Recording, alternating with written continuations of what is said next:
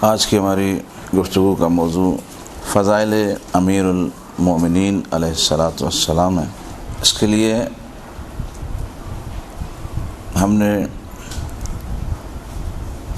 قرآن کی سورہ رعد کا سہارا لیا۔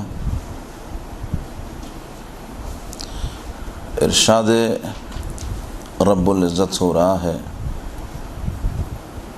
قل کفا باللہ شہیدا، اے حبیب ان لوگوں سے کہہ دو میری گواہی کے لیے اللہ کافی ہے۔ قل کفا باللہ شہیدا بینی و بینکم ومن عندہ علم الکتاب، میری گواہی کے لیے اللہ کافی ہے اور میرے اور تمہارے درمیان وہ کافی ہے جس کے پاس پوری کتاب کا علم ہے۔ اس کے لیے ہم چاہتے ہیں کہ کچھ مقدمہ سازی کریں، کیونکہ جس موضوع پر بھی مقدمہ سازی ہو جائے وہ موضوع مستحکم ہو جاتا ہے۔ ویسے تو جو میرا سبجیکٹ ہے یا جس پہ میں کام کرتا ہوں وہ اصل ہے فن خطابت، مجالس سکھانے کا۔ ایران میں بھی جتنے تقریباً علماء کرام آتے ہیں ان کو مجالس سکھاتا ہوں، موضوع بندی کس طرح موضوع بنانا ہے، کس طرح سے آیات کو لینا ہے اور کس طرح سے اس مطلب کو آگے بڑھانا ہے۔ تو اس میں ضروری سب سے اہم چیز یہی ہوتی ہے کہ جتنا آپ کا مقدمہ خوبصورت ہوگا اتنی آپ کی بات میں جان ہوگی۔ پروردگار عالم نے اس کائنات کو خلق کیا، کس کے لیے خلق کیا؟ ٹھیک ہے، وہ تو عقیدتاً لازم ہے ان کے لیے، لیکن میں کچھ اور بات کرنا چاہتا ہوں۔ سخر لکم، ہم نے تمہارے لیے مسخر کیا، یعنی تمہارے سے مراد کون ہے؟ ہم لوگ، انسانوں کے لیے، ٹھیک ہے۔ خلق لکم، آپ کے لیے خلق کیا، مسخر ہمارے لیے ہوئی کائنات، خلق ہمارے لیے ہوئی۔ اور اسی مفہوم کی اور بہت سی آیتیں جو یہ بتاتی ہیں کہ پروردگار عالم نے کائنات کو ہمارے لیے بنایا، ٹھیک ہے۔ تو اب ایک ذات پروردگار کی ہوئی، ایک پروردگار نے ہمیں پیدا کیا، وہ خالق، یہ مخلوق، اور ہمیں پیدا اس لیے کیا کہ ہم اللہ کی معرفت حاصل کر سکیں، ٹھیک ہے۔ ایک اللہ، ایک ہم۔ اب ہمیں اللہ کی معرفت حاصل کرنی ہے۔ اس معرفت حاصل کرنے کے لیے اس نے سارے مقدمات فراہم کر دیے۔ اب مقدمات بھی فراہم ہو گئے۔ اب اگر اللہ کوئی اچھا معلم ہمارے لیے نہ رکھے، سورج بنا، چاند بنا، ستارے بنے، کتنا کام ہوا اس دنیا میں، اب کوئی اچھا معلم نہ ہو جو ہمیں اللہ کی معرفت کروا سکے تو یہ سارا کام بیکار ہو جائے گا۔ مثلا ایک اسکول کھولتے ہیں ہم، اسکول میں کمرے بنیں گے، کرسیاں رکھی جائیں گی، کلر ہوگا، اے سی لگے گا، نہ جانے کیا کیا کیا مشکلات۔ اور اس کے بعد اگر آپ بچوں کو اچھے اساتذہ فراہم نہ کریں تو وہ کرسیاں ضائع، وہ کمرے ضائع، وہ اسکول ضائع، وہ پیسے ضائع، وہ بلڈنگ ضائع۔ تو اب اتنی بڑی کائنات بنائی، اگر اچھا معلم نہ رکھے تو پوری کائنات بیکار ہو جائے گی، ہو جائے گی نا؟ پوری کائنات بیکار ہو جائے گی۔ تو اب اگر کائنات کو پوری کارآمد کرنا ہے تو ایک ایسا اچھا معلم ہونا چاہیے جو ہمیں خدا کی شناخت کروا دے۔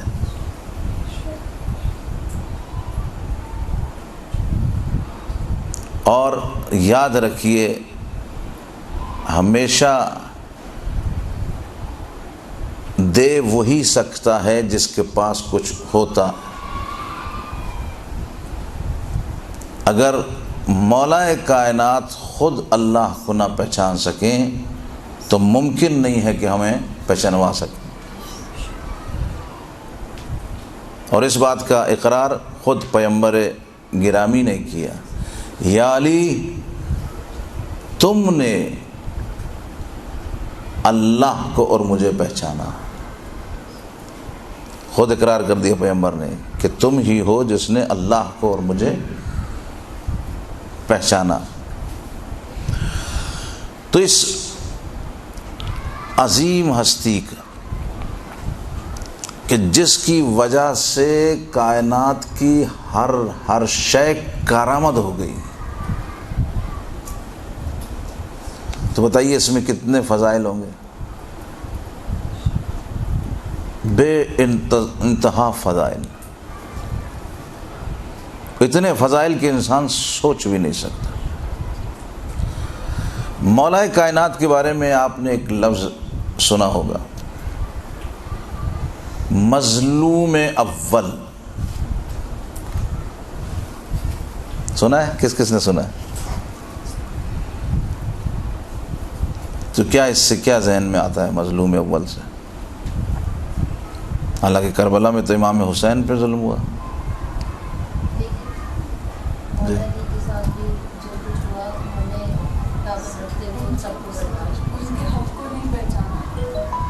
ہاں، یہ جملہ نزدیک تر ہے کہ ان کے حق کو نہیں پہچانا۔ میں بھی اسی طرف آ رہا ہوں۔ ہاں، اور کوئی بتائے؟ مظلوم اول کائنات، کائنات کا سب سے بڑا مظلوم۔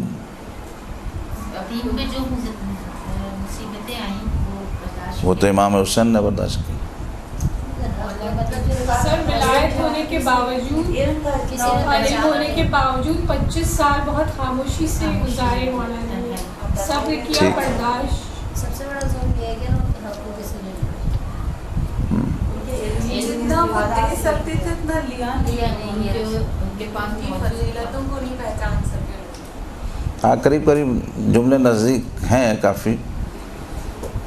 مجھے اسی کی وضاحت کرنی ہے آج کہ سب سے بڑا مظلوم۔ میں حیران ہو گیا اس جملے کو دیکھ کے کہ اگر دیکھا جائے تو ہم لوگ یہ کہتے ہیں کہ امام حسین سب سے بڑے مظلوم ہیں، ٹھیک ہے؟ اور مصائب پڑھتے ہوئے بھی ہم مولا کے مصائب جب پڑھتے ہیں تو ہم آخر میں کربلا سے ملاتے ہیں۔ وہ ملانے کی وجہ یہ ہوتی ہے کہ ہم بتاتے ہیں مولا آپ کی ضرورت لگی لیکن آپ مسجد کی سایہ میں تھے، ٹھیک ہے؟ لیکن امام حسین کو جب ضرورت لگی تو دھوپ میں تھے۔ تو ہم بتاتے ہیں کہ اب یعنی شہید مظلوم جو ہوئے ہیں وہ امام حسین ہیں، لیکن روایات میں یہ مسلسل روایات ہیں کہ کائنات کا پہلا اور سب سے بڑا مظلوم۔ تو میں اس کو آپ کی خدمت میں عرض کرنا چاہ رہا ہوں۔ ایک انسان کے حق کو ثابت کرنے کے لیے کتنے گواہوں کی ضرورت ہوتی ہے؟ جی بولیں بولیں۔ 2 عدل۔ یعنی میں نے اگر کوئی کام کیا اور مجھے عدالت بلا لے، مجھے اپنے حق میں گواہ 2 چاہیے ہوں گے کہ وہ بتائیں بھائی یہ حق مثلا مولانا صاحب کا ان کا، تو 2 کافی ہوتے ہیں۔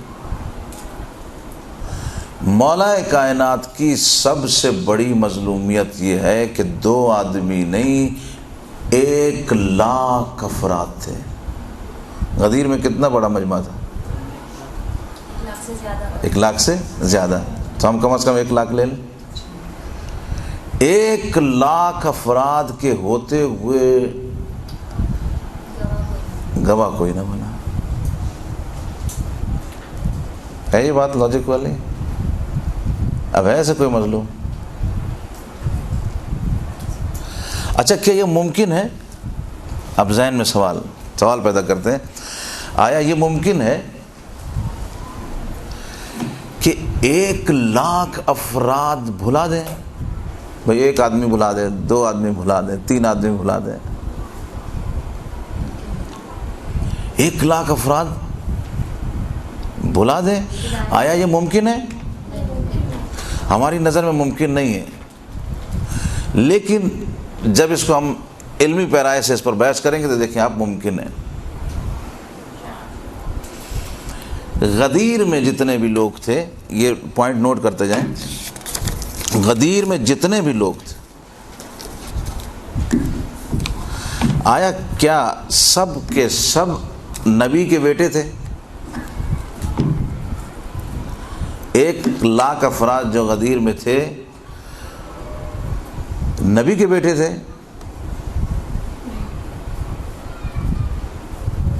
نبی کے بیٹے نہیں تھے نا۔ حضرت یعقوب کے بیٹے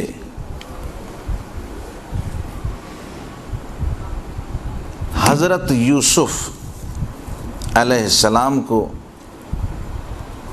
بھلانے والے سب کے سب نبی کے بیٹے تھے۔ تو جب نبی کے بیٹے بھلا سکتے ہیں تو یہ تو عام عوام تھی۔ جب نبی کے بیٹے اپنے بھائی کو بھلا سکتے ہیں تو غدیر میں تو عام لوگ تھے، نبی کے بیٹے تھوڑی تھے۔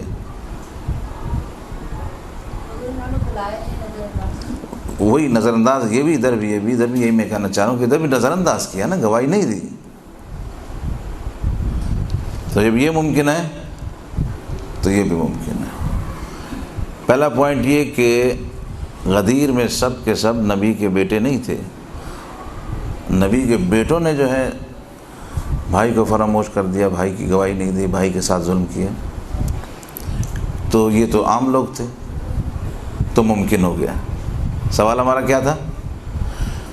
آیا کیا 1,00,000 افراد اگنور کر سکتے ہیں؟ میں ذرا آپ لوگ کی لینگویج میں بات کروں، یہ زیادہ سمجھ میں آ جاتا نا۔ اگنور کر سکتے ہیں؟ یہ اگنور ہے، اگنور کرنا ہوا، سب جانتے ہیں بوجھتے ہیں، ٹھیک ہے نا، لیکن اگنور کر رہے ہیں۔ تو اس کے ہم دلائل پیش کر رہے ہیں کہ اگنور جب نبی کے بیٹے کر سکتے ہیں تو یہ تو عام لوگ تھے۔ اچھا پھر کیا یہ سب کے سب جو غدیر میں تھے دوسرے نمبر پر، یہ کیا سب آپس میں بھائی بھائی تھے؟ آپس میں بھائی بھائی بھی نہیں تھے، لیکن جناب یوسف کے سب آپس میں بھائی بھائی تھے، ٹھیک ہے۔ بھائیوں نے مل کر سب نے جناب یوسف کو اگنور کیا۔ دوسرا پوائنٹ۔ تیسرا پوائنٹ، بات کیا تھی؟ بات یہ تھی کہ بیٹے یہ سمجھ رہے تھے کہ یعقوب پیغمبر یوسف کو زیادہ پسند کرتے ہیں، ٹھیک ہے، یہی بات تھی نا۔ بیٹے یہ سمجھ رہے تھے کہ یعقوب پیغمبر یوسف کو زیادہ پسند کرتے ہیں، یہی بات ان کو کھل رہی تھی کہ یوسف کو کیوں زیادہ پسند کیا جاتا ہے، حسد۔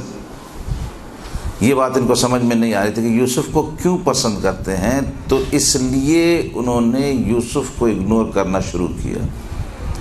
تو وہ نبی کے بیٹے ہو کر نبی کی محبت یوسف کے ساتھ زیادہ دیکھ رہے تھے، لہذا یوسف کے لیے حسد پیدا ہو گیا۔ تو یہاں تو نبی نہیں تھے، یہاں انہوں نے دیکھا کہ رسول کی محبت علی کے ساتھ بیشتر ہے، ٹھیک ہے. تو یہ انہوں نے علی کو اگنور کیا، چھوڑا.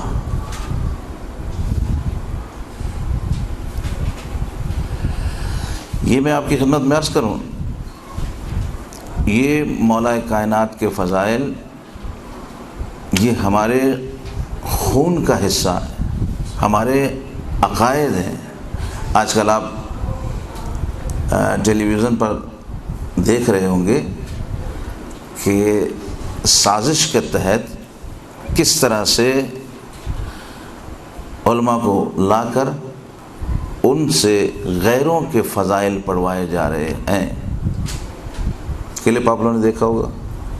تو سب سے پہلی بات تو یہ کہ یہ ہمارے عقائد میں ہی شامل نہیں ہے.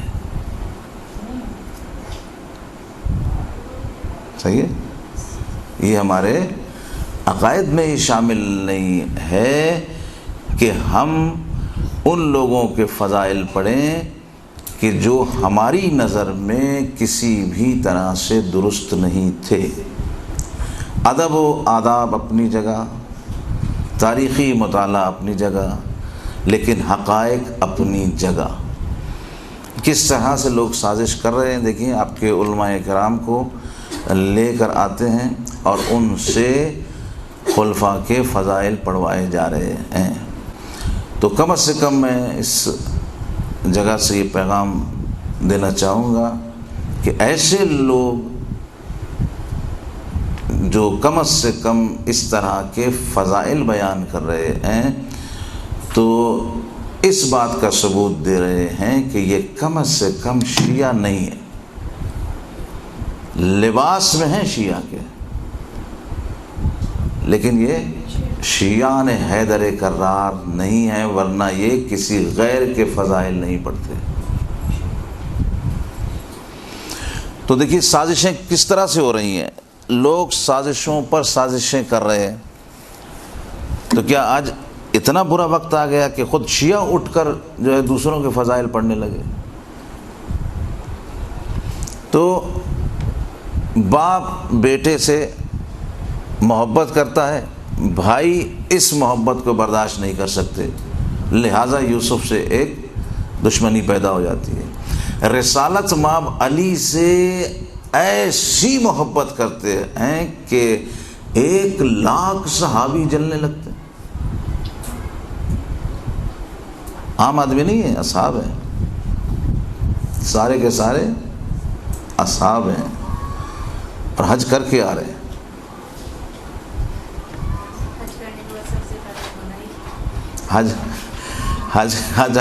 حاجیوں سے یہ وعید ہے، ٹھیک ہے، حاجیوں سے یہ بات بعید ہے. حاجی تھے، نمازی تھے، اور شاید پیغمبر نے یہ اہتمام بھی شاید اس لیے کیا ہو کہ دیکھو علی کی ولایت ہر کسی کو سوٹ نہیں کرتی، چاہے وہ حاجی ہو، نمازی ہو، پرہیزگار ہو، کچھ بھی ہو. علی کی ولایت کے لیے طہارت شرط اول ہے. نفوس کا پاک ہونا ضروری ہے، بدن کا پاک ہونا ضروری نہیں، نفوس کا پاک ہونا ضروری ہے. تو یہ بیٹوں کی محبت. 3 نقطے میں نے آپ کی خدمت میں عرض کیے کہ بیٹوں نے دیکھا باپ نفرت کر رہا ہے، باپ بیٹے سے، اس سے بیٹے سے محبت کر رہا ہے، ان بیٹوں نے نفرت شروع کر دی. تو جب وہ نبی کے بیٹے ایسے کر سکتے ہیں تو یہ تو نبی کے بیٹے نہیں تھے، یہ ایسا کر سکتے تھے.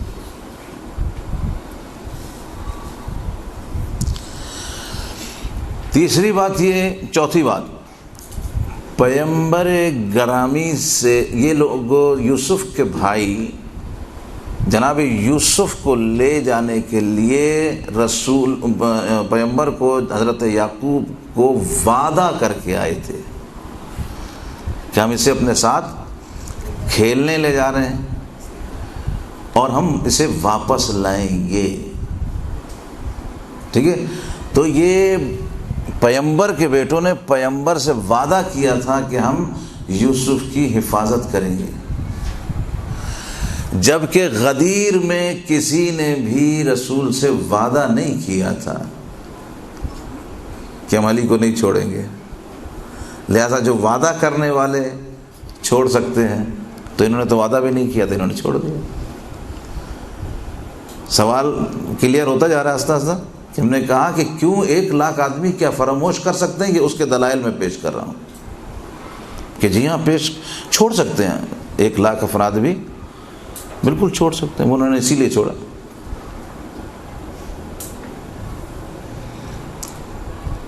دوسرا یہ کہ انہوں نے نبی کے بیٹوں نے نبی کی حیات میں یہ کام کیا، نبی کے بیٹوں نے یوسف کو اگنور کیا نبی کی حیات میں۔ تو جب نبی کی حیات میں اگنور کیے جا سکتا ہے تو وفات نبی کے بعد اگنور کرنا کوئی بات نہیں۔ انہوں نے وفات نبی کے بعد اگنور کر دی۔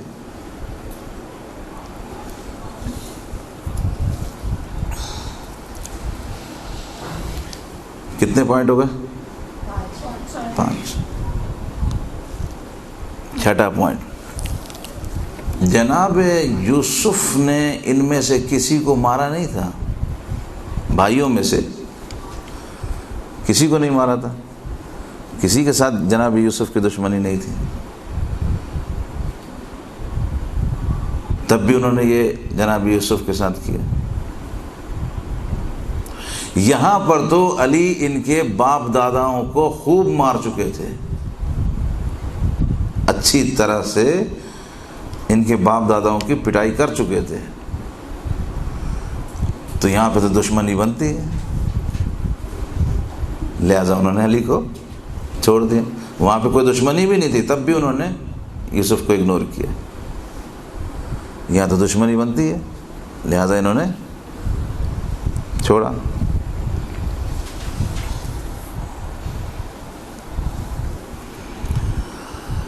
سامری جو ہے ایک جادوگر جناب موسیٰ کے دور میں تھا۔ 7واں نقطہ، چھٹا بیان ہو گیا نا، چھٹا ہو گیا، 7واں۔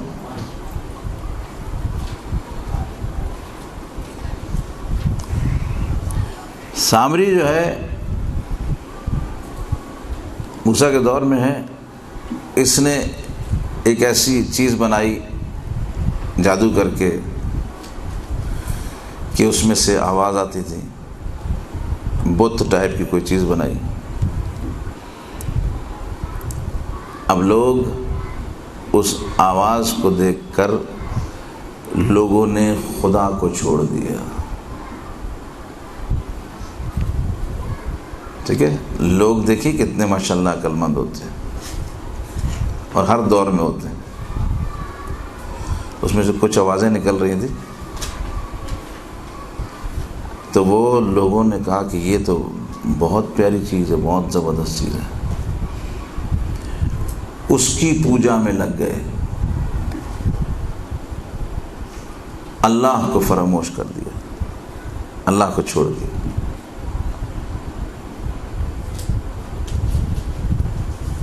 تو لوگ اتنے کم عقل ہوتے ہیں کہ خدا کو چھوڑ دیتے ہیں، تو بندہ خدا کو چھوڑنا کوئی بات ہی نہیں ہے۔ علی بندہ خدا ہے نا، تو 1,00,000 افراد نے علی کو چھوڑ دیا۔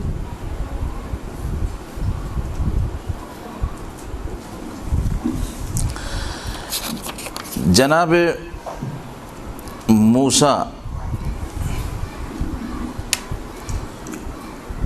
اور فرعون کی کشمکش تو آپ حضرات کو بہتر طور سے معلوم ہے۔ آخری مرحلہ مجھے بیان کرنا ہے۔ فرعون کو کسی نے خبر دی کہ موسیٰ بھاگ رہے ہیں آگے،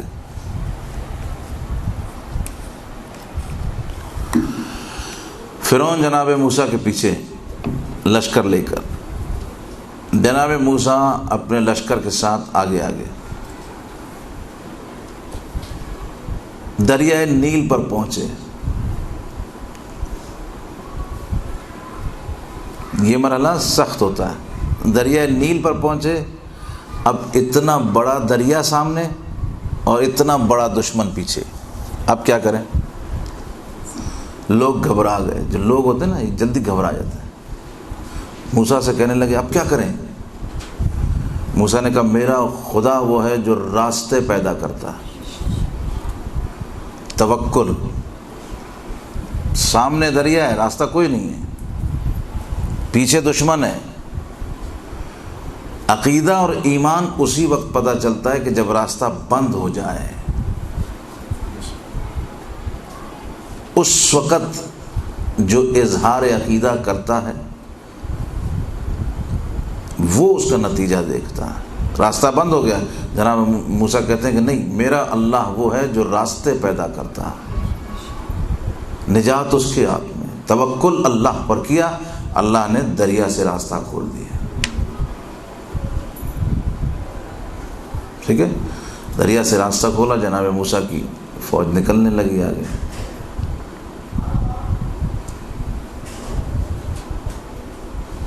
وہی دریا ایک ہی ہے نا. جناب موسیٰ کی فوج آگے نکل گئی,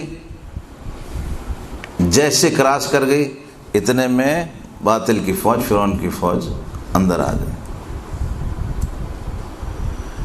موسیٰ کی فوج نکل گئی, فرعون کی فوج غرق ہو گئی. پانی تو ایک ہی تھا, پانی ایک ہی تھا. اللہ والوں کو بچا لیا, اللہ کے دشمنوں کو غرق کیا. یہ بالکل ایسی ہے جیسے قرآن تو ایک ہی ہے لیکن مومن کو شفا دیتا ہے اور باطل کو دبا دیتا ہے.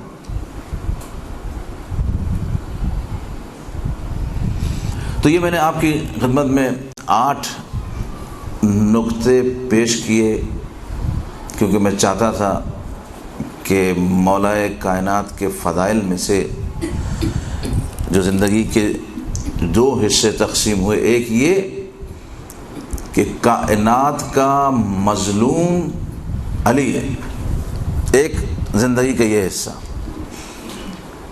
اس کے لیے اختصاراً آپ کی خدمت میں ہم نے 8 نقطے پیش کیے کہ مظلوم اگر آپ کوئی کہتے ہیں تو اس حوالے سے بات کر سکتے ہیں کہ 1 لاکھ افراد کا مولا کائنات کو فراموش کر دینا